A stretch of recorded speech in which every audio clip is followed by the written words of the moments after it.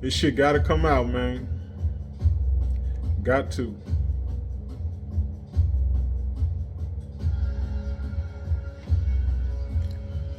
Tell me this.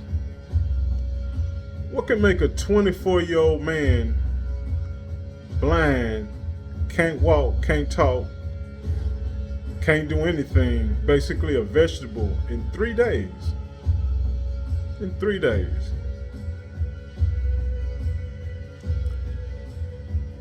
Man, this video is 20 years in the making, but it gotta come out. Can't help it. Before I go into anything about me, I gotta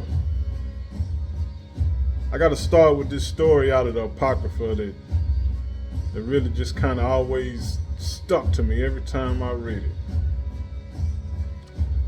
This is the first book of Esdras. And in chapter 3 and 4, there's a story with this king, King Darius. He had a feast, a big feast. He invited everybody, the captains, the police, everybody down to even servants. Big old feast. And so they ate, they drank. King went to sleep. King Darius went to sleep. 3 young men who guarded his body said, I'm paraphrasing basically, let's let all of us make a sentence, and whoever comes with the wisest sentence, King Darius will show the most favoritism towards, or give the most gifts and things like that. And basically, chapter 3, verse 6, these are the rewards: as to be clothed in purple, to drink in gold, to sleep upon gold, and a chariot with bridles of gold, and a head tire of fine linen, and a chain about his neck. So basically, in this time, they would get a whole lot of drip, basically. Top shelf everything, basically. If they had the wisest sentence. So, the first one wrote his sentence down. And he said unto him, he said, okay, I'm sorry, I skipped something. So on verse 10, the first wrote, wine is the strongest. The second wrote, the king is the strongest. The third wrote, women are strongest, but above all things, truth beareth away the victory. And so each one of them, once the king arose, they had to come and speak their sentence and explain and elaborate on it. And he said, verse 17, and he said unto them, declare us your mind concerning the writings. Then began the first who had spoken of the strength of wine. And he said thus, O ye men, how exceeding strong is wine! It causes all men to err that drink it. It maketh the mind of the king of the fatherless child to be all one, of the bondman and the free man, of the poor man and of the rich. It turneth also every thought into jollity and mirth, so that a man remembereth neither sorrow nor debt. So when he say every thought into jollity, I'm not saying that word right, and mirth, he's basically saying everything in your mind turns to fun, joy, party. You're in a party mind state. And when they are in their cups, they forget their love, both to friends, brethren, and a little after draw out swords. But when they are from the wine, they remember not what they have done. O ye men, is not wine the strongest that enforces to do thus? And when he had spoken, he held his peace. So that's the first one. He said wine was the strongest. The second has spoken the strength of this king. And it says, O ye men, do not, and this is the second guy talking about the strength of the king is the strongest. So O ye men, do not men excel in strength that bear rule over sea and land and all things in them? But yet the king is more mighty, for he is Lord of all these things, and hath dominion over them. And whatsoever he commandeth, they do. If he bid them make war, the one against the other, they do it. If he send them out against the enemies, they go and break down mountains and walls and towers. They slay and are slain, and transgress not the king's commandment. If they get victory, they bring all to the king, as well as the spoil, as all things else. Likewise, for those that are not soldiers and have not to do with wars, but use husbandry, these are the men who plow fields and plant and sow and do all that. When they reap again that which they had sown, they bring it to the king and compel one another to pay tribute unto the king. And yet he is but one man. If he command to kill, lost my place, give me a second. If he command to kill, they kill. If he command to spare, they spare. If he command to smite, they smite. If he command to make desolate, they make desolate. If he command to build, they build. If he command to cut down, they cut down. If he command to plant, they plant. So all his people and his armies obey him. Furthermore, he lieth down, he eateth and drinketh, and taketh his rest. So the king, basically what he's saying, the king rests, he don't do much, but everybody does what he says. O ye men, how should not the king be the mightiest, when in such sort he is obeyed, and he held his tongue? So that's the second guy who spoke of the king, the strength of the king. Now the third guy, who had spoken of women and of the truth, began to speak. O ye men, it is not the great king, nor the multitude of men, neither is it wine that excelleth. Who is it then that ruleth them, or hath lordship over them? Are they not women? Women have borne the king, and all the people that bear rule by the sea. Even of them came they, and they nourished them up that planted the vineyards, from whence the wine cometh. These also make garments. I can't see.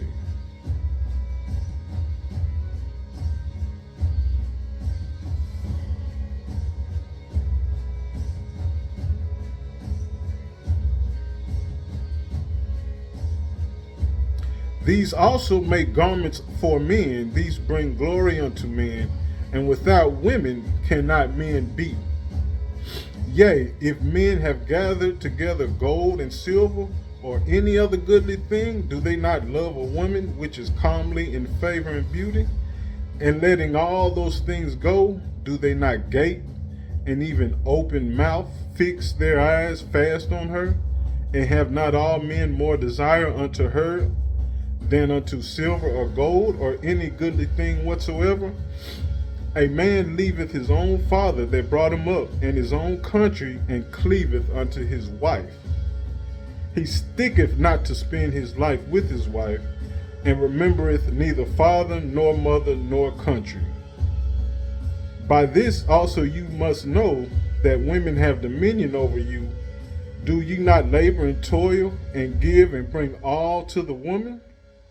Yea, a man taketh his sword, and goeth his way to rob and steal, to sail upon the sea and upon rivers, and looketh upon a lion, and go into the darkness. And when he hath stolen, spoiled, robbed, he bringeth it to his love. Wherefore a man loveth his wife better than father or mother. Yea, many there be that have run out of their wits for women, and become servants for their sakes. So he's explaining that women are the strongest. Women cause men to do all kind of things. Many have also perished, have erred and sinned for women, And now do you not believe me? Is not the king great in his power?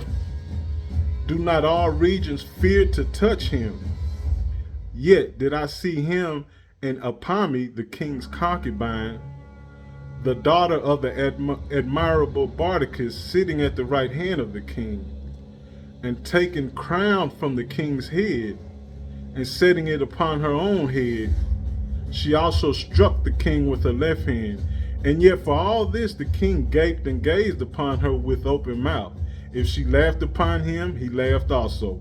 But if she took any displeasure at him, the king was fain to flatter, that she might be reconciled to him again. O ye men, how can it be but women should be strong, seeing they do this? Then the king and the princes looked upon another, so he began to speak of truth.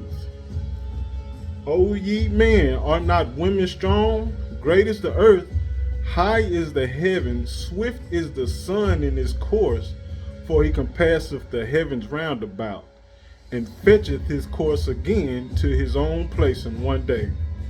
Is he not great that maketh these things? Therefore great is the truth, and stronger than all things. All the earth crieth upon truth, and the heaven blessed it. All works shake and tremble at it, and with it is no unrighteous thing. Wine is wicked, the king is wicked, women are wicked, all the children of men are wicked, and such are all their wicked works, and there is no truth in them. In their unrighteousness they also shall perish. But as for truth, it endureth, and is always strong. It liveth and conquereth forevermore. With her there is no accepting of persons or rewards, but she doeth the things that are just, and refraineth from all unjust and wicked things. And all men do well like of her works. Neither in her judgment is any unrighteousness, and she is strength, kingdom, power, and majesty of all ages. Blessed be the power of truth. And he held his peace.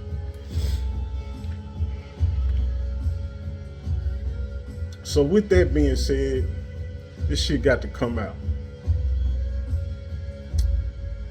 Toxic epidermal necrolysis syndrome. A medication burnt me from the inside out. I took the medication for almost a month. Then when I started the reaction on a Friday, Saturday, something like that, probably this Friday today, 20 years ago, I got a sore throat I never had before. Couldn't even swallow ice cream or anything. And then my eyes turned bloodshot red. Not red from irritation or like smoking weed or anything, none of that, just bloodshot red. Then by Saturday, my feet started hurting. The fuck, I'm walking around, I'm limping. What the fuck is going on? I see little small blisters popping up. By Sunday, I can barely walk. So Monday, I go back to the doctor that gave me this prescription. He took a look at me. I drove myself to the doctor. He took a look at me, and he said, I think you're having a reaction, and would not let me drive my car away. An ambulance came and got me. Took me to one hospital. I think I stayed maybe a day or maybe 12 hours, I don't know. They did not know what the fuck I had. Sent me to Vanderbilt. And I know a lot of people have heard of this place. One of the top hospitals in the country, if not the world. There was a doctor there. It took them a while to figure out what I had. All in the while, my skin is coming off. My lips were coming off. My fingernails were coming off. I took a chemical bath. You know what that is? It's a SOS pad like you scrub dishes with. except it had medication. And so these nurses started scrubbing me, trying to bust these blisters that were coming off. Head to toe, everywhere. Mind you, I'm 24. I don't know what the fuck is going on. I asked a nurse, am I gonna die? Is this fatal? And she was very cold and callous. Yes, sir, this is fatal. And so before I know it, they're wheeling me here and there, different rooms, different this, different that. This was the most traumatic thing I've ever been in my life. And I've seen a lot of shit, bodies, and that's another story, a lot of shit. So by the third day, I'm in Vanderbilt. I wake up July 4th, 2003. I wake up blind completely. And I just started screaming. I got fed through my nose. I had a tube in my nose to my stomach. I had a catheter. I was plugged up to the hospital in ICU, not knowing what the fuck is going on, man. My skin is coming off. I peeled off black pieces on my lips. So it was burning me from the inside out. So the shit that was happening on the outside, if you see all this discoloration in my skin, it was happening on the inside too. So I'm pieces of, I don't know, it just looked like blood to me coming out of my mouth. I couldn't keep the feeding tube down. So every so often, nurses had to come in and re-thread that shit down from my nose down into my stomach because I couldn't eat. This was horrible. So I'm in the ICU burn unit in Vanderbilt. And this is all on record. So they tell my family, my mom and them, my dad, you know, oh, this is rare, it's so rare. He's 1 in 7, well, the doctor told me himself, 1 in 7.9 million people a year get what I had. And told my family, well, you can't sue, this and that, it's so rare, we don't know, this and that. So I'm in here at this hospital. I think I was in there about 2 weeks in the burn unit. I'm in there with gunshot victims and everything. I'm hearing people scream. I got a 5-pound IV drip of some liquid they had to put in me. And I knew it was serious when they sent the pastor to see me. So, you know, at this point I'm thinking, damn, I must be finna die. The pastor from the church, hey, they coming to see me. It's like that. My daughter didn't recognize me. She was scared of me. I looked like a monster. I was burnt from the inside out, head to toe. So they let me out the hospital. Finally, I get to a point where I'm just about recovered. Oh, and I skipped a part. So while I was in there, after I went blind, they had student doctors from this Vanderbilt University. Students were coming to study me. And they would take these Q-tips, and it was this stuff sloughing off in my eyes, and they were removing it. I got my sight back. They had to do this almost every day. I woke up blind. And this reaction I had, some people are permanently blind. The only reason I'm here today, they said, I had youth on my side. The elderly and the very young do die from this situation. So once I guess I just had to let the burn take its course. So I get out the hospital. I'm 24 and I get out the hospital after 2 weeks, and this shit hit me like a train. I don't know what the fuck is going on. So this was super traumatic. So they just kicked me out the hospital. I had to deal with urologists, eye doctors. I've had my tear ducts sewn shut and soldered off. This eye here, I've been buying this for 20 years over the counter. I gotta put my own tears in my eyes. If I don't, I lose my eye. I've been doing that for 20 years. There was no compensation, no help, no support group, nobody. And then it being so rare, I had to deal with it all myself up here. And when I say scarred up, you don't know the half. I guess I can say this on YouTube. The tip of my penis is a different color than my skin. This is how bad it was. When I got out the hospital and they finally took that catheter out, which I'll never let that happen again, the head of my shaft was red as a cherry. I had to walk around with my hands in my boxers so my boxers wouldn't touch it because it was inflamed. It hurt. Finally healed up the little pieces. Like, it was like I got burnt, literally. I keep saying burnt because it was black pieces of my skin I would peel off in the hospital with blood. Same thing happened down there, all over my body. So, this traumatic event, I had to bury it. I had to get away from it. I buried it. Fuck it. About a year and a half after that, this made me fear doctors in hospitals. So a primary care, there's not a primary care in the world that says they've seen me. I stayed the fuck away from any primary care doctor for 20 years. Until about 3 months ago, got a toothache. That made my ass go to the dentist. I don't care what you're going through, you're gonna get up and go. Long story short, had to have a root canal. Had the root canal, gave me some pain medication, ibuprofen. Okay, I'm fine with that. Every time I go to any doctor, I write, hey, I'm allergic to this, don't give me this. So my dentist knew I was allergic to this. He gave me amoxicillin. Fine, okay, I'm taking it. So I take it almost 2 weeks, and I'm researching on YouTube what I went through, and I saw a panel of doctors say some people have this reaction from amoxicillin. And that's what I had been taking for almost 2 weeks. So, my heart dropped. I started shaking. Started crying, started calling people, calling pharmacists, doc. They don't know what I'm talking about. Meanwhile, I'm reliving. So now I finally figure out that I have PTSD. Didn't even know what the fuck. I didn't know I had it, but I do.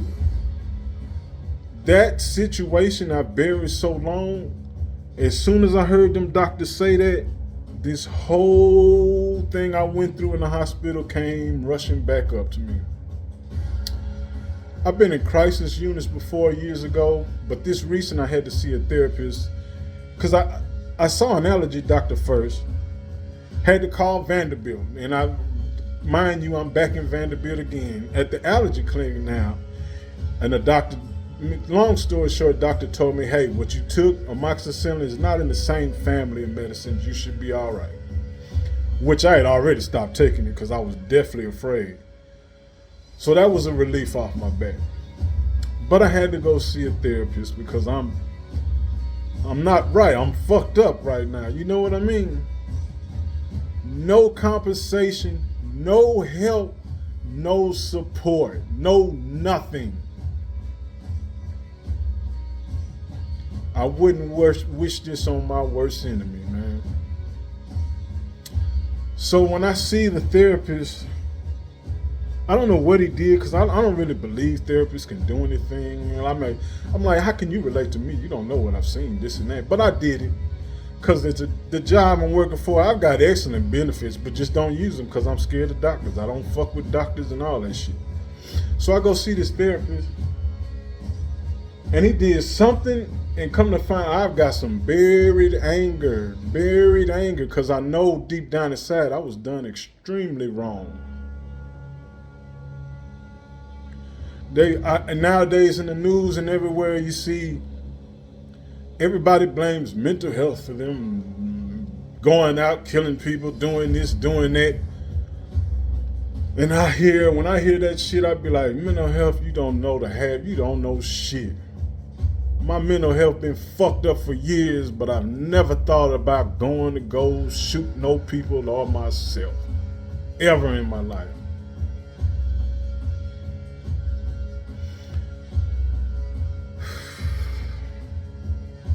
So this situation I'm dealing with, I'll be dealing with for the rest of my life. So I know this devil owes me. Somebody owes me millions because they took my life. They changed the trajectory of my life. Nobody asked me, was I allergic? They didn't tell me this could possibly happen. This motherfucker just gave me a prescription. I'm 24, I don't know no better. I'm taking these big ass steroid pills for a month. And boom, my whole life changed. You talk about a great humbling. I've been so alone for so long, you don't even know. But I dealt with it all up here, trying to rationalize, and this shit got to come out. It got to come out.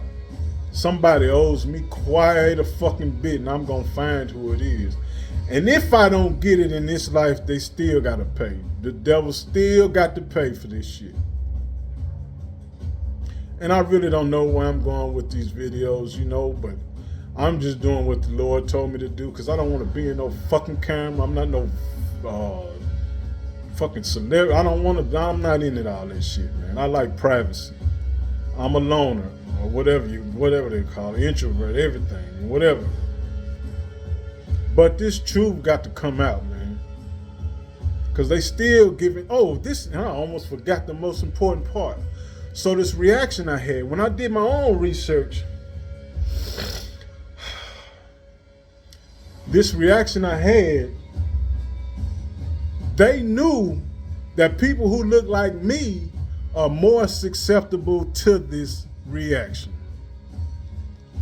But the FDA approved it. The doctor told me, it's genetics. What the fuck you mean genetics? Like, they made it seem like it's something wrong with me.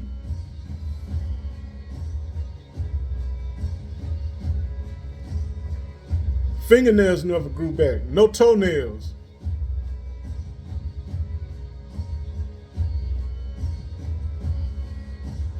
My lip, it healed to the top of my mouth. You see that? It's stuck. No help. No nothing. I lost my confidence. I lost my confidence as a man, if you know what I'm saying. It ripped me apart. My body will never be the same.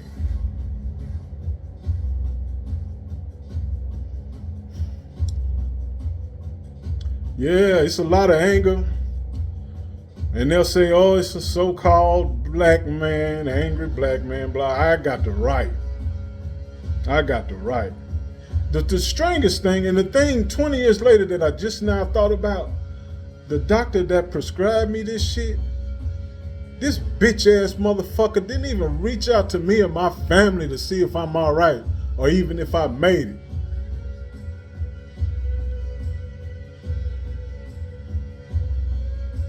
I've had so many procedures done on my ass that I can be still and let you put a needle in my eyeball to numb it. And I don't flinch. When I wake up every single morning, I run to grab one of these because my eye is so dry that it hurts. I can't even blink. And then once I put it in, it's almost like a snot that I have to pull out of my eyes. I do that all day, every day. It's like something just keeps coming out of my eye.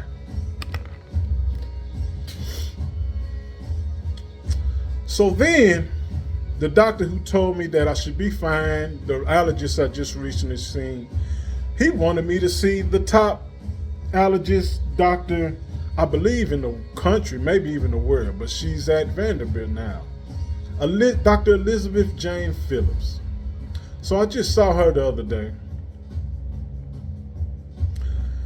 They want me to take part in a research study. Okay. They want to study me. Excuse me. So I went, but I knew what I wasn't going to do. But I went because I wanted to give a piece of my mind. First thing they want to do is something called patch testing.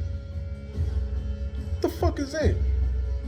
So when they put these patches, they want to put some patches about the size of a nickel on my back that has a small amount of the medicine I reacted to, then dilute it very, very heavily and put it on my back to see what happens. To see, I don't know, to see what happens.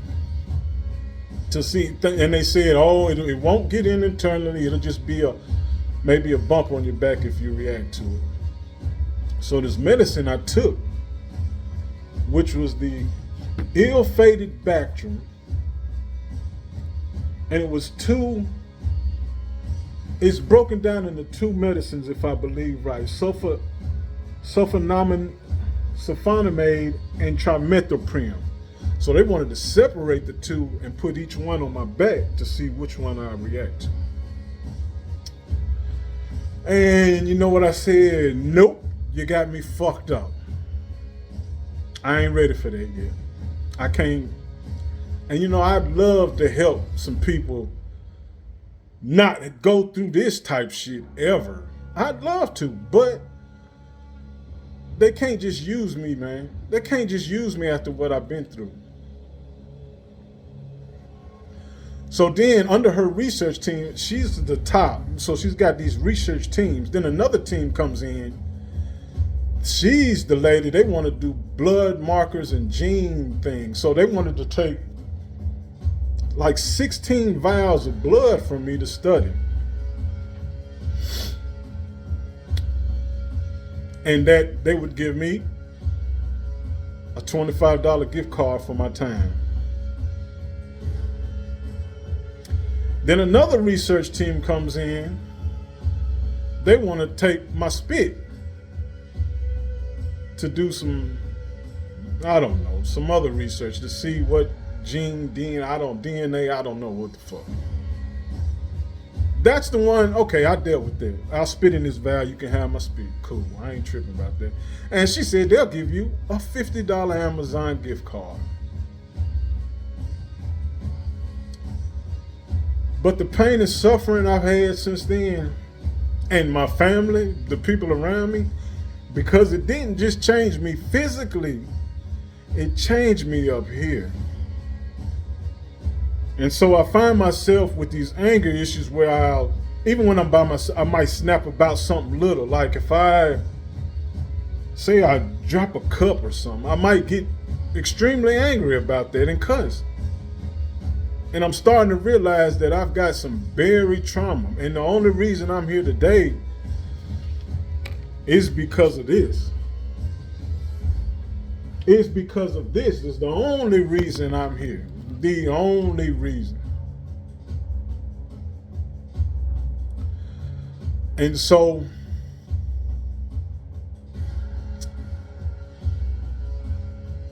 there's a lawyer out there that can help me get what's mine. And I'll be extremely generous because I know it's mine. They fucked me up. And when you do the research, it's damn near like it was done on purpose. Fuck them. They owe me. They owe me and my family.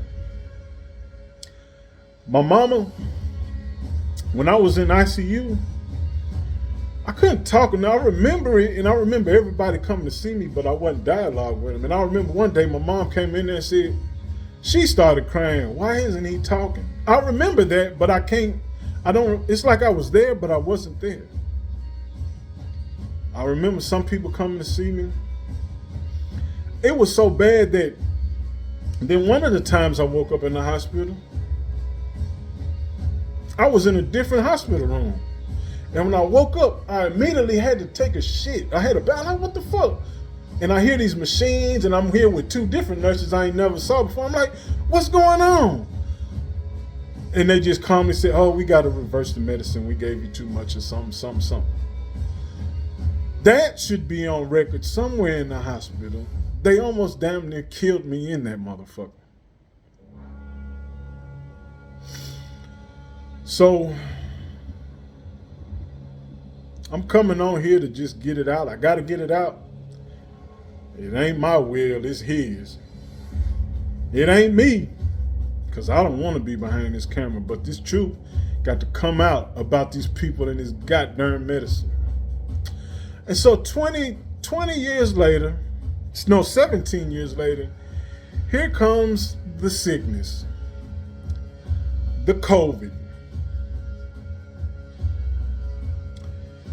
And before they even came out with the jab, you know me, I was like, I don't give a fuck what they come out with. They not putting that shit in me.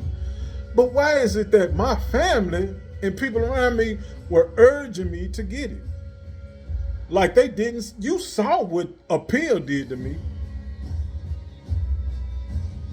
So these people that are asleep right now, it's a different type of sleep. So there's a sleep when you sleep, say you get up at 7 a.m. in the morning. At 6 a.m., somebody calls your name, you're gonna wake up easily. Or if you just fell asleep, somebody calls your name, you're gonna wake up easily. But that 3:30, 4 in the morning sleep, they can call your name, they can shake you, and you not wake up.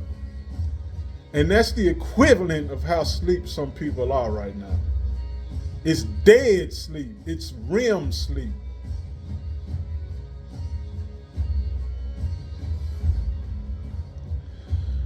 I don't know where I'm going with this video, but it's gonna be some more. Cause this, what I've seen, what I've been through, I can't do it in one video. So I don't know who's gonna see this, but somebody out there, there's a lawyer somewhere that can get what's due and shed light on this condition that is still going on to fucking day. That's gonna be it for this one.